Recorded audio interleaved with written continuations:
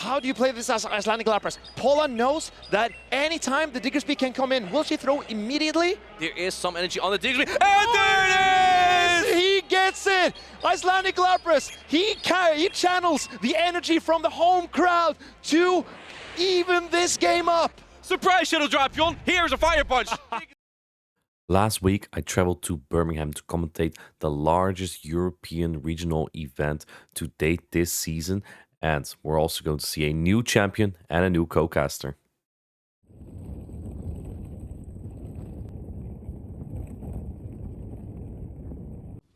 For me, Birmingham is like a halfway checkpoint, right?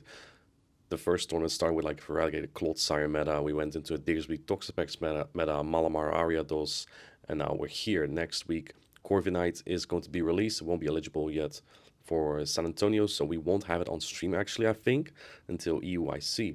Since I will be competing at EUIC, this is kind of like also for me just to see what everyone is playing up until then. Of course, since EUIC is in February, there might still be some meta changes. The venue in Birmingham is in a similar spot as the venue in Stuttgart is. Like, yes, it's in Birmingham, but it's also quite far off the city. So when we came in on Thursday, we just went to the pool, had some cheeky Nando's. The British can't tell me why it's cheeky, but that's what I called it.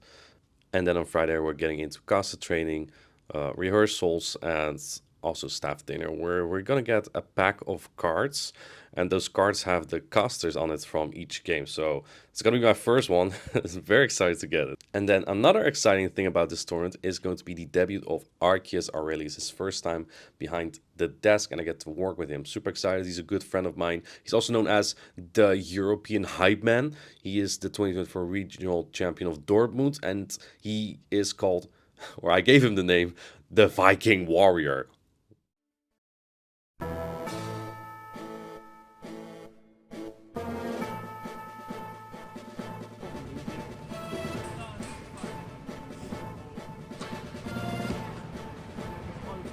What is your name? I'm Arceus Aurelius. Well, my name is Marcus. That's my actual name. Are you excited for your first time casting? Not feeling anything, no. I'm really excited. But I'm the kind of person that I don't feel like the nerves that much or the excitement that much until I'm really in it. So it's hard to prepare for the emotions. That's gonna overflow me at some point as well. But yeah, I'm really looking forward to it. Yeah. You're also a formidable competitor. Do you feel like you're missing out on competition with your first cast? Absolutely, I will definitely miss competing, but I feel like this is at the same time something I'm really passionate about, and I'd love to be able to just talk about Pokemon all day. So it's a bit of a conflict, I guess, because I will miss competing, but I look really forward to try out this job and see how it is. I haven't tried it before, so I can't know how much I'll enjoy it, but I suspect it's gonna be a great time. Well, this is a great opportunity to talk about Pokemon all day. Is there any caster that you look up to? I really admire Speedy's Chief and his ability to consistently perform such great casts. Just doesn't matter what situation you put him in, he's always going to perform. And he's super knowledgeable about the game, and it feels like he can pick up the ball at any point. And I feel like the combination of what he has makes him an excellent caster. He's a go-to of mine. Yeah, I really enjoy his cast. And I think the pair that he did with Rise to Occasion was really inspiring. I think it was really good.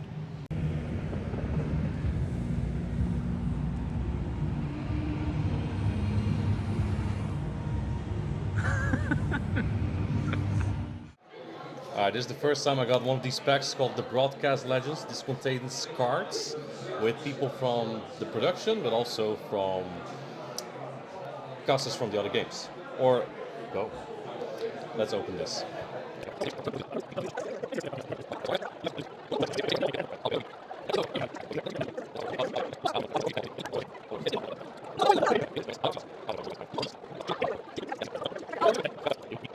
Paris. That is Lou's husband. These are the cards we got. What do you think, Amanda? Are you jealous? I'm jealous you got cards. Jealous? No, my first pack was a god pack, so I got What's a 20. god pack? I got 20 foils. Unbelievable. I have Amanda in foil. And there's only one. Yeah, there's only one of each in foil, and I don't have myself in foil, which I'm very sad about. It's a good thing you're lucky at something. Yeah. My other card in the room.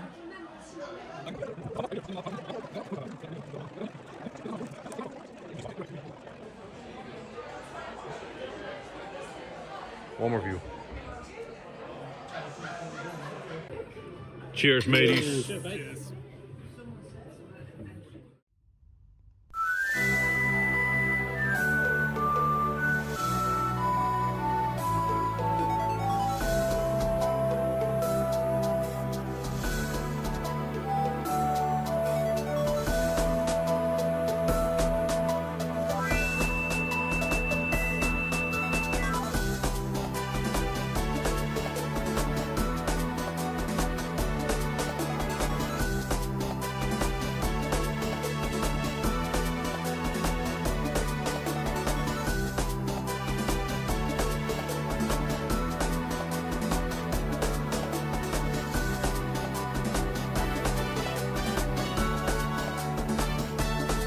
Wait, he goes for the leaf tornado, but it might not look out. He could have gone for another frenzy plan. Wait, does this knock out? This is Does super this knock effective. out? It's not strong. Diggersby is super tanky. It does not knock out. It hangs on! It hangs on! And he gets to the move. And he gets to the There's move. an attack drop. Wait, does this knock out as well? Attack drop.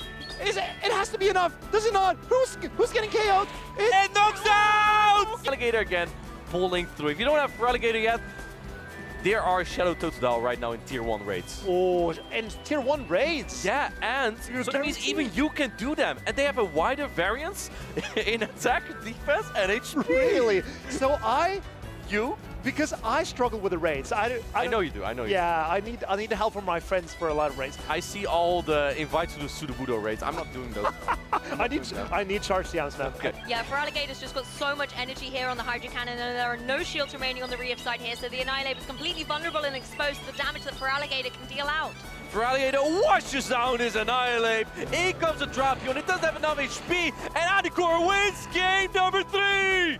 Poison damage won't be enough, and you have 2 charge decks here.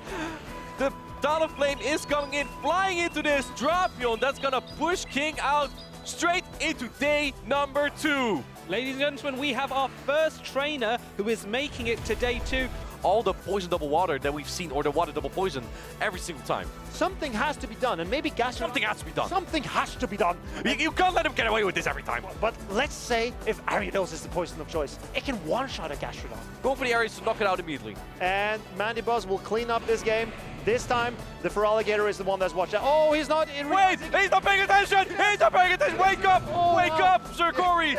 He stopped tapping his screen. He thought the Feraligatr already was washed out, but Mandibuzz needed to take out the rest of the Feraligatr with his Wow, paw. he really reminds me of my friend Mish. She's also always a... You already know what I want to ask. What is your opinion of Jumpluff? Jumpluff is good. I mean, the people that complain about Jumpluff is because they are playing just RPS, like Wigglytuff and things like this, and they don't know about flexible picks. All right, thank you for the shade there. It's like between two oddish. Superior is going to be a threat. Yes, Superior definitely beats the Feraligatr. But Feraligatr can hit everything here for super effective damage, apart from the Wigglytuff. The most out of Ariados, put it on the grass type, and the Spider chews through the plant, and here we are. Lumberger takes game 3 and goes through as the winner of round 1. Icelandic Lapras has beaten Palasha both of those times, so this is a very big grudge match for Palasha. Well, let me tell you something. Palasha's on my caster prediction. Palasha's gonna take it this time. My Icelandic Lapras is on my caster prediction. I'll see about that. His wireless is on mine, and he's also on the bracket. Wow, we've done very well. Yes, I think we've all done pretty well. Adelia, is anyone on your bracket here? The less said about this matter, the better, Moving I think. swiftly on. Yes, moving swiftly on. Let's move to the... These are the players we predicted as casters to do well this tournament. At the end of day 1, 16 players will proceed to day 2. Unfortunately, Lumberger was not one of them, but we are very proud of her to compete in her very first regional championship.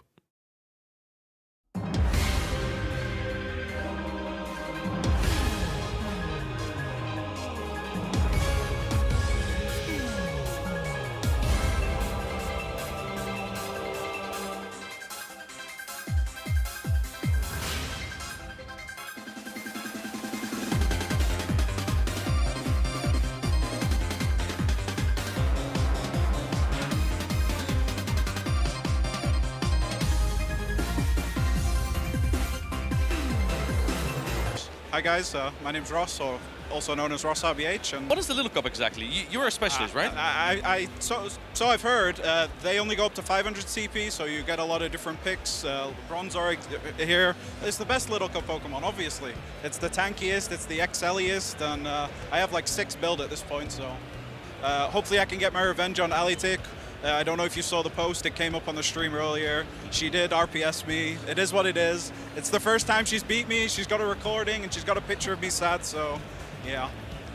For the record, this is what Show 6 Little Cup teams look like. It's pretty funny. I'd like to shout out my fellow Spurs fan, Tom, aka the Gengar Life of the Spurs. All right, thanks so much, Ross. Let's head back to Lou and Adelian for more battles. Lapras! Yeah! Icelandic Lapras! The games are not over! The games are not over! He's telling him! He's telling him! My wonderful girlfriend, happy birthday, babe. I'm sorry I missed it to be here, but any prize money I win this weekend, I'm going to take you on a lovely holiday, and I promise I won't play Pokemon Go the entire holiday. That's the way to make it up. I like that from Icelandic Lapras. My boy, he's such a romantic. Oh my boy.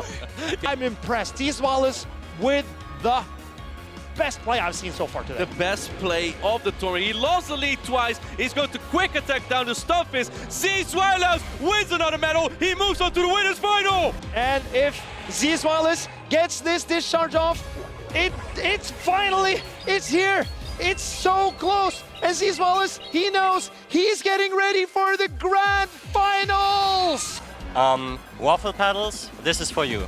One doesn't look out. You need the discharge here. Oh. He goes for the X Scissor. Shield this. He knows he cannot shield this. Icelandic Lapras calls the X Scissor. He knows exactly where the energy is at, and he also has the energy because it's a Nightshade. Oh, but he's going to win this 3-0 sweep in the grand finals. Icelandic Lapras is your 2025 Birmingham Regional champion. I'm fainting more time. This was a demonstration of power. He asserted dominance. He demolished his opponents, not dropping a single set this entire tournament. His furthest achievement so far was 5th place. Now this is his first gold medal. A British regionals, there is a British champion, and it is Icelandic Lapras!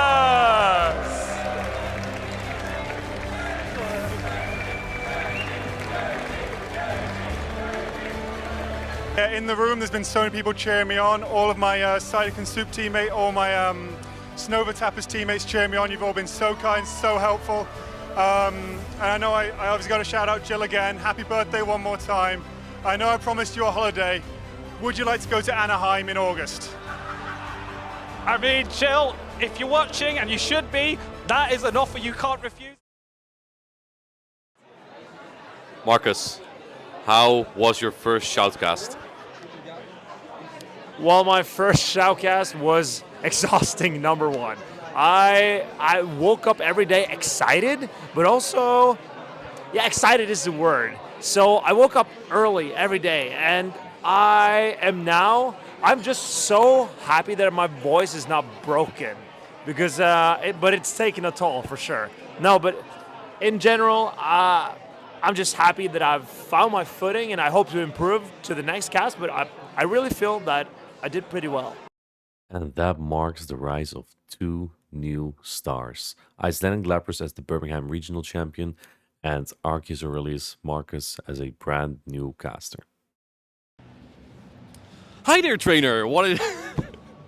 That's a great start. That's a great start. Put it, yeah, like I'm really relaxed when you interview me like that.